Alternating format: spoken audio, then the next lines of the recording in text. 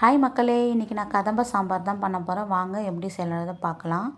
அதுக்கு 100 துவரம்பருப்பு, 7 பல் பூண்டு, கொஞ்சம் மஞ்சத்தூள், கொஞ்சம் பெருங்காயம், இது எல்லாத்தையும் வேக வச்சு நம்ம எடுத்துக்கலாம்.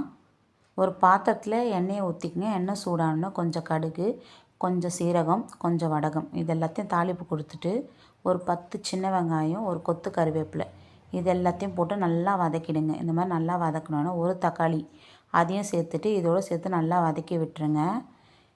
கட் பண்ணி வச்ச காய்கறியும் இதில் போட்டுக்குங்க. இன்றைக்கி நான் கத்திரிக்காய், முருங்கைக்காய், பீன்ஸு, கேரட்டு, முள்ளங்கி இது எல்லாத்தையும் போட்டு வதக்கியிருக்கேன்.